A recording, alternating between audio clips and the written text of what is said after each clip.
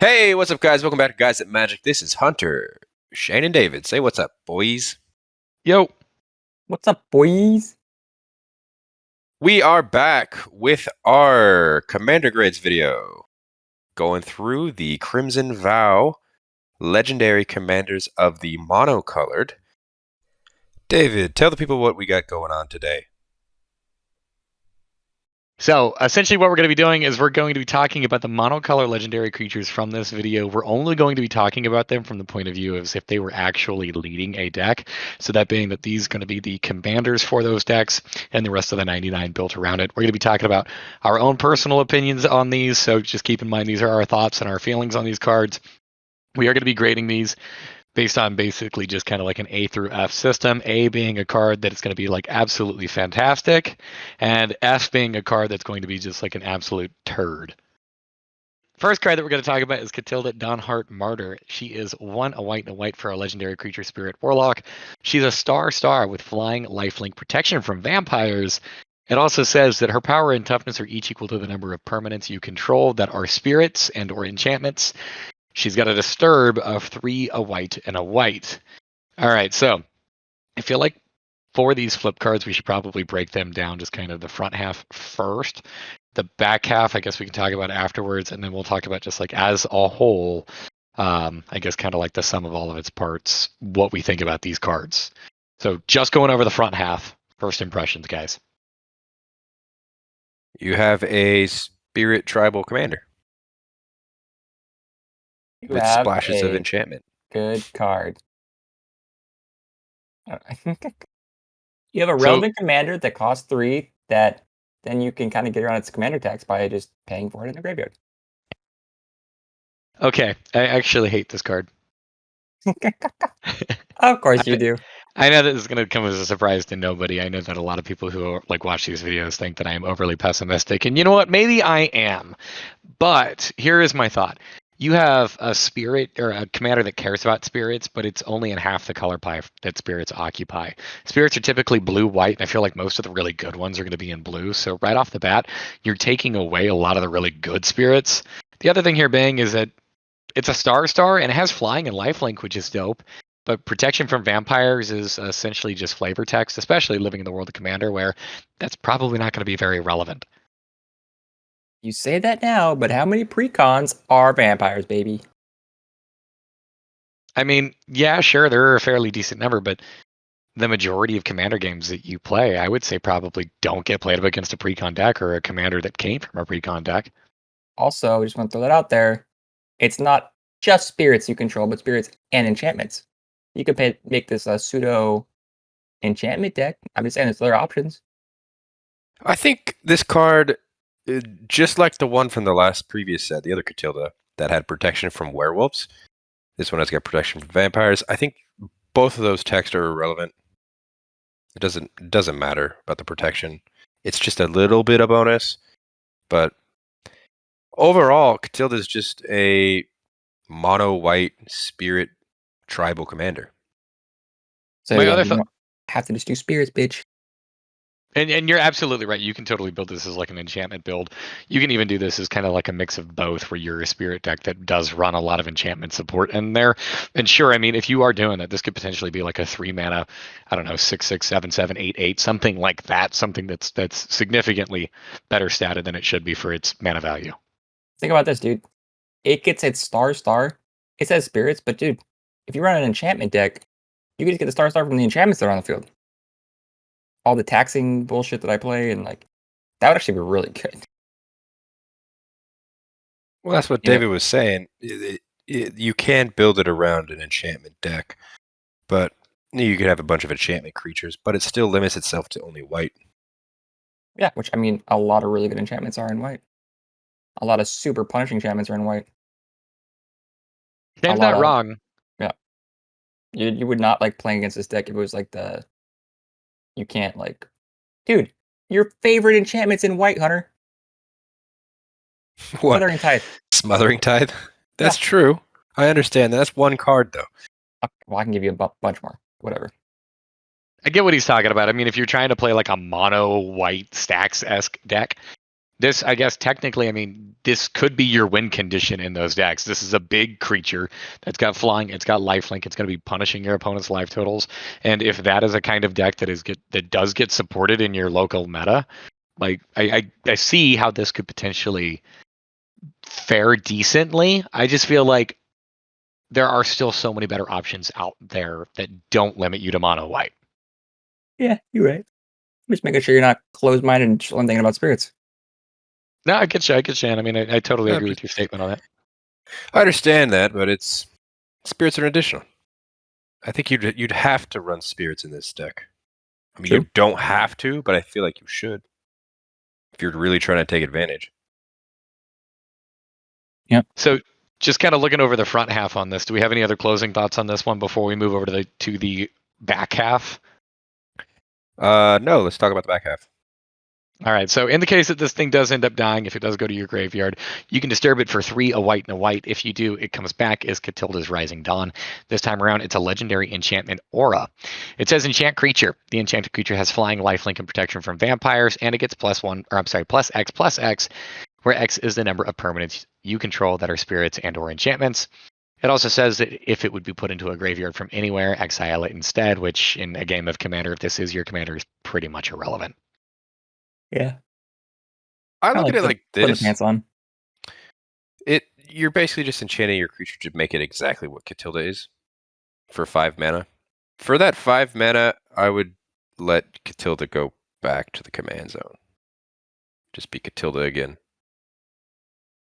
Because you're not getting after you do the disturb cost, even though you're enchanting the creature, you're not getting that commander damage. It doesn't count. So I think it's more relevant to keep it on Katilda. So I disagree. I would probably never do the disturb. I think I would. I think I would as well. I definitely see what you're talking about. I think that the first time I have Katilda die, I probably would put her back in the command zone, and then with the command tax, recast her for 5. But past that point, I think I'm very tempted to actually disturb it because, I mean, at that point, it's kind of pseudo getting around the commander tax. Given that you're getting the ability, you're not getting the commander damage. That's the whole point of this card, though, is you got to win with commander damage. The You don't have to. star is. I mean, what are you doing with it? Just attacking face? Killing you. Gaining a bunch of life. Yeah, that's true. It's just faster to kill with commander damage. Oh, I completely agree. I think ultimately this thing really, whenever you're looking at it, is just a big beater, and it's kind of how you want to go about doing the beating. Yeah, don't you hate big beaters? So typically I do because this one has a little bit more evasion to it. I'm not opposed.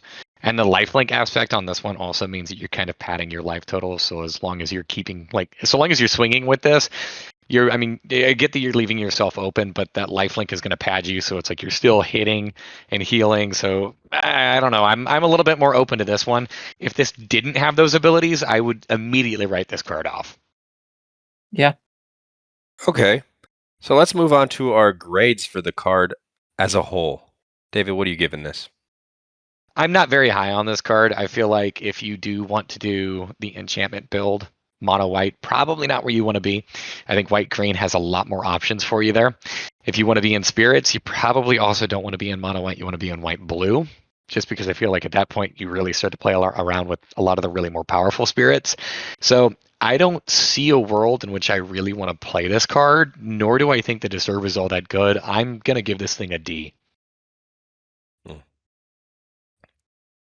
I'm actually going to give it a C, just because it's not completely unplayable, where I'd give it an F, and I don't think it's as bad as you're giving it as a D. But as far as like being the tribal guy in our little play group, I like it. You can build around it. I know it's only in one color, but I still think it's powerful enough to do a little bit of damage. So I'm giving it a C. It's like I give it a C too. I was high on the card and I like it, but I know that it's not as powerful. Still could be relevant, like Hunter said. So that average is a C. Middle of the road card. All right, next card we're going to talk about. This one nobody's ever heard of before. This one is Thalia, Guardian of Thraben for 1 and white. It's a legendary creature, human soldier. It's a 2/1 with first strike, and non-creature spells cost 1 more to cast. Technically, this is a legendary creature from this set, so we have to include it because we are talking about the mono legendaries. This card has been reprinted over and over and over, and I'm really sad that they did not make a new Thalia for this set. This It's card is in so many of my decks. Exactly the It reason. will never be at the helm.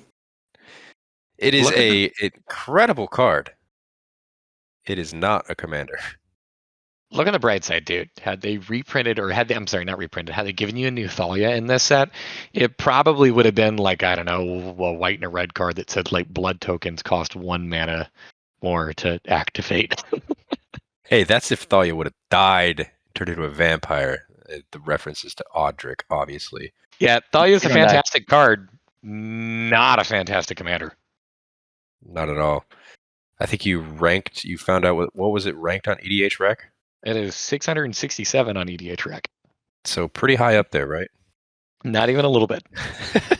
I think we could go ahead, Shane. Top 10, yeah, easy. Top 10, easy. I think we can go ahead and just give our grades instantly because there's nothing really to talk about this card. It's been reprinted so many times. David, what do we got? It's a D. It's not a good card. I wouldn't play this. Actually, I think this is probably worse than the last one that I talked about. I'm going to put him in the same range. I don't think this is a total F, but this is not a card that you typically want to have at the helm of your deck. Yeah, 100%. Dude. 100%. This is a D. This is not a commander, but I'm giving it a D, not an F, because it is really good in the 99. Really good. That doesn't count. This is an F, dude. It doesn't count. You're not ever putting this in the helm. We're talking about the helm. We're talking about as a okay, fine. It's still a D. Commander. Still a D. I'm giving it an F. That average is still a D. Like nothing really much more to say about Thalia. I think we're talking shit, but we're not, I promise. All right, moving on to the blue. We're going to get some comments actually down below that one person who has a Thalia deck that's just going to be raging right now. Anyways, moving on to the blue. It may be ranked 667, but I love it. So we got Geralf, Visionary Sticher. This is 2 and a blue for a legendary creature human wizard. It's a 1/4 that says zombies you control have flying. You can pay a blue and tap it. It says sacrifice another non-token creature, create an XX blue zombie creature token where X is a sacrificed creature's toughness. Once again, super cool card. Probably won't ever make it to the helm of my deck. Why? I just don't think it is relevant enough, and it's also monocolored. So yeah, but you were all over Katilda, so what's the difference? Because Katilda is way more relevant than this card. How are you making a bunch of zombies in blue? Technically, there are 53 zombies that are in blue. Mono? Mono blue. Are they playable? Some of them, sure. Especially with this new set, we've got a couple cards from this new set that made it, that we talked about in our spoiler video. So real quick, I'm going to go ahead and I'm going to interject here. Did you know that there are, what is this here? Let me go ahead and do the 40. There are 40 legendary zombie creatures in Magic. Is this better than any of those? No. I'm with Shane on this one, dude. You're taking another tribe and you're taking its weaker supported color and you're wanting to only play with that. I think that Geralf can be a fantastic support card. But at the helm, you are really limiting yourself just by color identity. Bro, think about one of Geralf's best cards. A colorless and a black, dude. The best Geralf's Messenger. That card is amazing. You'll never be able to play it. Unless you are doing some serious combo shenanigans, not my favorite card in EDH. But what about if you put Cherix, the Raging Isle, in this deck, which is a 0/17 legendary crab, and then you can make it a plus you could use its ability and make it a 17/17 flying zombie. Isn't that cool? What if I bought a Black Lotus and then fucking played it and then ripped it up, dude? Well, Black Lotus is banned in EDH, so Oh, fuck. I also don't We're in what understand if why world? Black Lotus is, although a fantastic card, does not synergize with zombies here, Shane. Oh, damn it. Does it not? Fuck me. no, it doesn't. See, I'm just trying to look at Geralf as you can make zombies flying, and that's awesome. Okay. It is awesome. So And if you have big butt creatures in the deck too that are blue, swing in with some flying zombies, dude. It's awesome. I feel like at that point though, this is just like Arcades with extra steps and less colors. Once again, like if you want to go the big butt route where you're playing those 0/17s or the massive toughness creatures, why not play one of the commanders that just say like those creatures deal damage equal to their toughness instead of their power? Because they're flying zombies. I get it, but like this needs to be in play, survive. You need to pay and tap it, and then sacrifice whatever target you had. This just seems like so many extra steps. Hey, I don't know. hey. I want to make a addendum real quick. Because I'm going to have one comment guy that's just going to rage at me. Okay, Geralf's Messenger is 3 black. It's not a colorless and 2 black. I'm sorry. Well, nice little save on that one. I'm sure that's totally the reason why we're going to get flack on these kinds of videos, not the fact that we have so far shat over all over just about every commander we've talked about at this point. So I Hey, have man. not. I'm giving Geralf all its due. Okay. As a what? What do you mean as a what? What are you grading it? I'm giving it a C. That is wildly in the middle of the road. That's what I'm saying. It's a Okay. C. It's a big butt zombie deck. I think it's awesome. I think he's a fantastic support card. I just like I don't want to go the big butt route because I feel like there's other commanders that do it better, and I feel like even at the zombie tribal route, like there's commanders out there that do it better. I can't see a world in which I am building this deck and I'm happy with it whenever I've like somehow dismissed another commander that just simply does this but better. We'll never get it through him, dude. He's, like I said, dude, he's a tribal player, so any hint at tribal and he nuts. I get that, but like if this card were blue and black, like I think it'd be probably fantastic, but it's not. Righto, dude. Righto. All right, let's move on to grades. Shane, what are your thoughts on this one? I did shit on it. I'm still gonna give it a D. I mean, You a already D's heard not a my good grade. I gave it a C. I'm going to give this thing a D as well. So that brings our average to a D. Dun, dun, dun. All right. So we've talked about a lot of cards so far that we have not been super high on. Let's see if these next couple shift things up a little bit. The next card that we're going to be talking about is Jacob Hauken, Inspector. It is 1 and a blue for a legendary creature human advisor. It's a 0/2 that you can tap to draw a card. Then exile a card from your hand face down. You may look at the card for as long as it remains exiled. You may pay 4, a blue and a blue. If you do, transform Jacob Hauken Inspector. Same thing as what we did with Katilda. Do we want to talk about the first half, kind of break that one down, and then after we kind of digest that, move on to the back? Sure. All right, so for 2 mana, you get an 0/2 that is the commander of your deck that does nothing whenever it ETBs. But you can't tap it. Yeah, tap it. Card advantage, I guess. Yeah. Exactly. You got card advantage. You got 2 mana sitting on the field. You got card advantage. Whenever you tap it, you've got plenty of cards in blue that untap creatures. So just continue to churn through your deck. If you're going to go that route, looking for combo pieces, I think it's cool. Is this really card advantage though, or is this just better card selection? Because you are still exiling a card out of your hand. So like, say for example, you have 7 cards in your hand. Whenever you're using this, like you'll draw the 8th, and then you'll exile 1 out to go back down to 7. So you're gonna maintain whatever number you already have. That's true, but you're still looking for the cards that you want.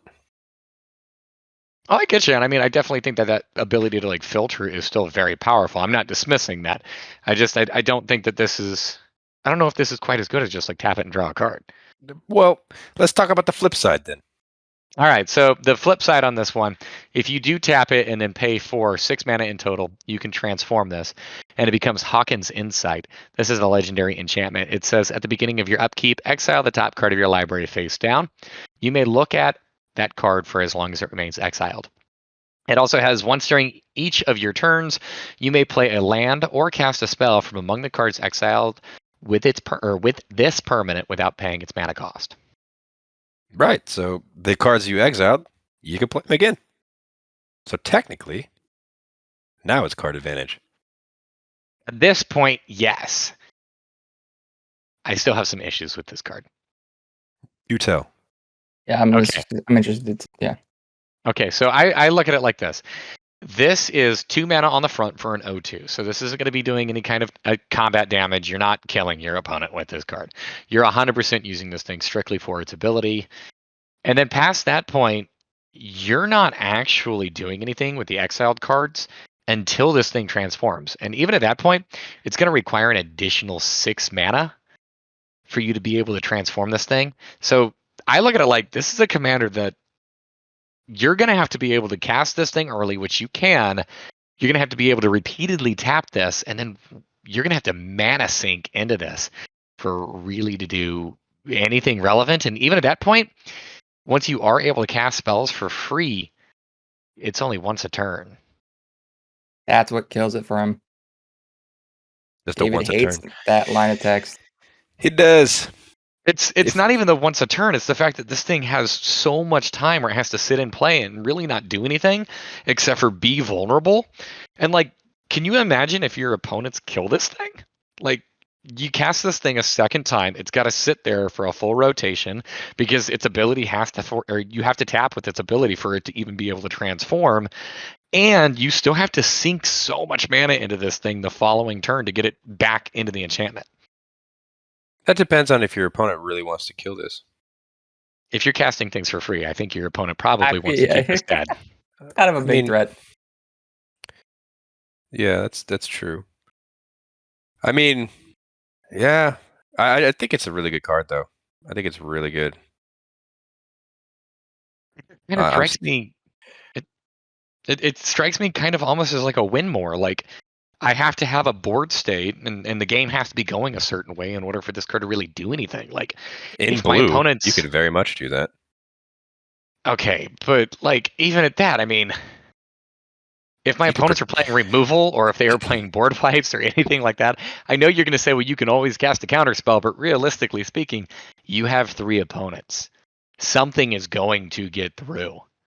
Yeah, but I mean, I guess if your 3 opponents are all targeting you for a round.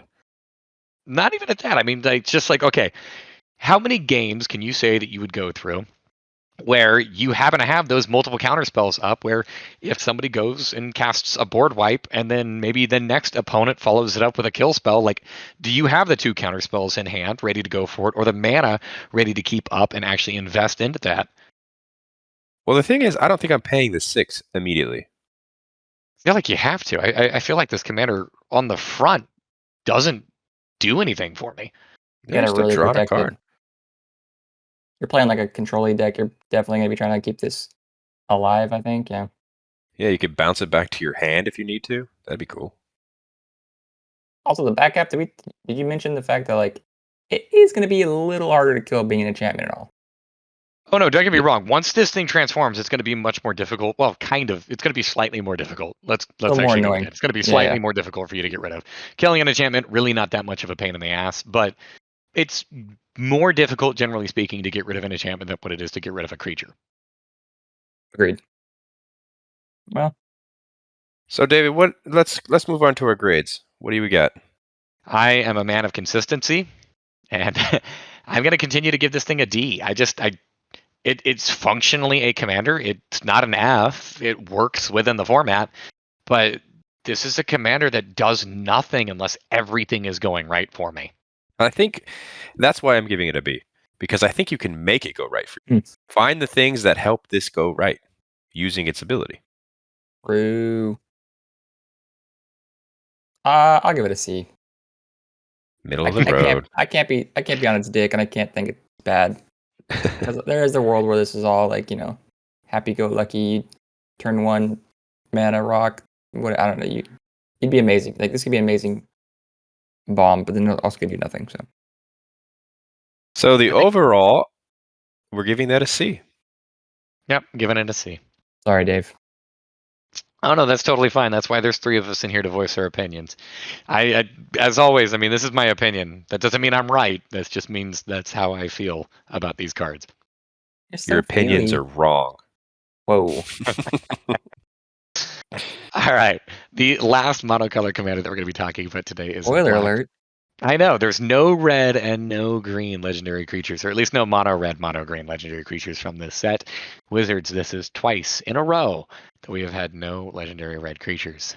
I'm seeing a trend, and I'm not liking it. So this last card, if I can pronounce this one correctly, because Jesus Christ, this name is hard, is Henrika Domrathi.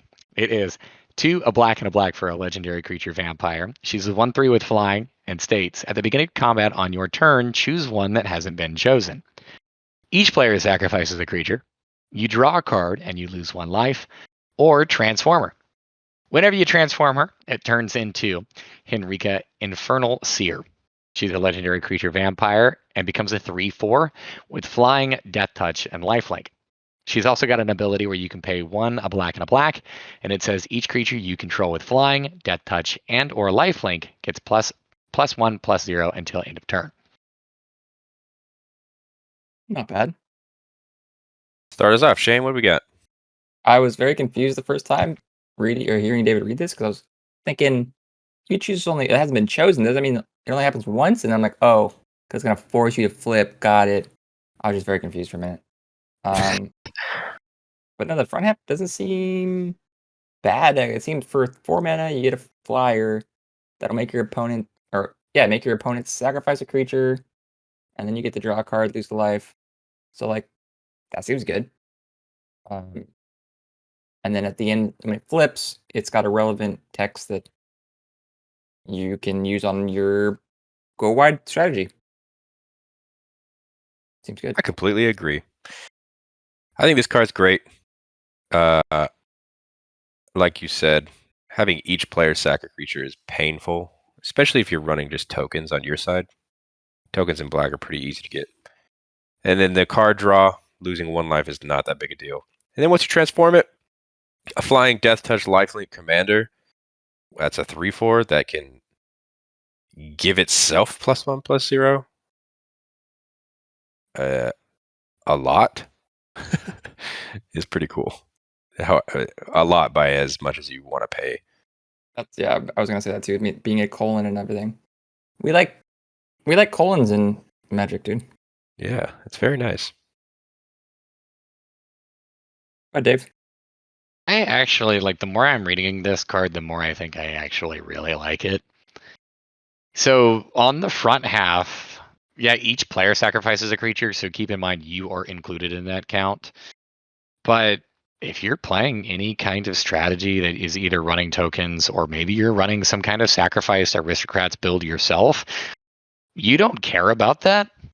You probably have something either small that is irrelevant whenever it dies, or something even better that whenever it dies does something for you.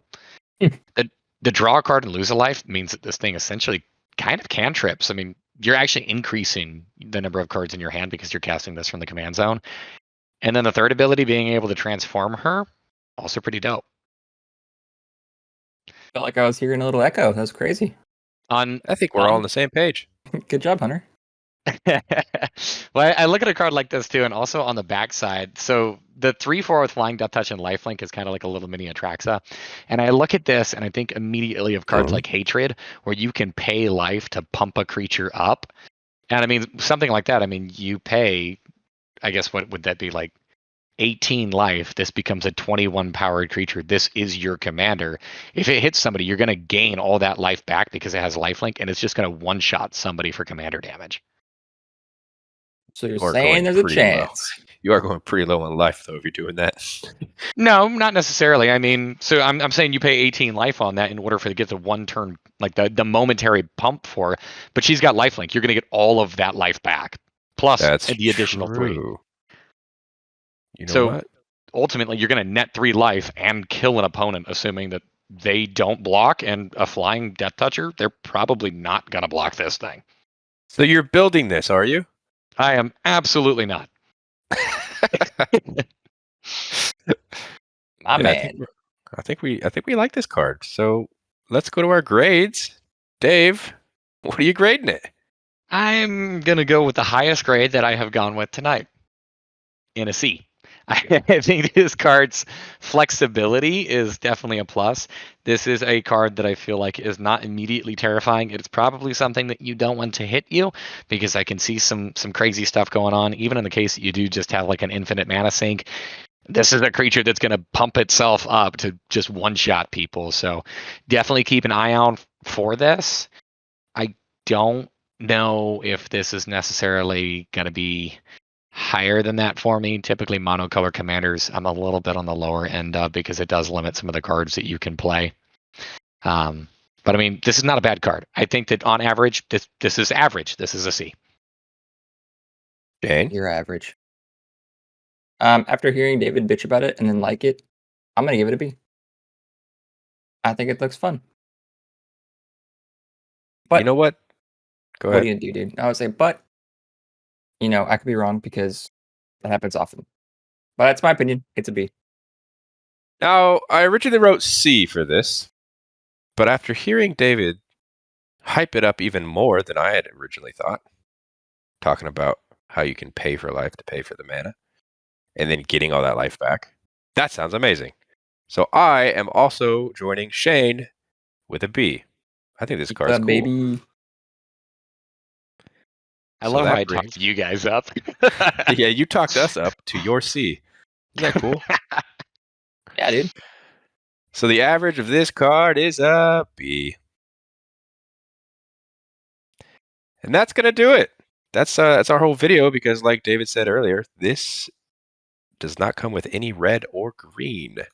Bummer. Monocolored legendaries. Hope you guys enjoyed that video. Hit the like button if you did enjoy it. Do hit that like button and subscribe if you haven't already, because what are you doing not subscribing to our channel? We make good content around here. The next video you will see from us is our multicolored commander, part 1 and part 2, because there are 13 of the multicolored commanders.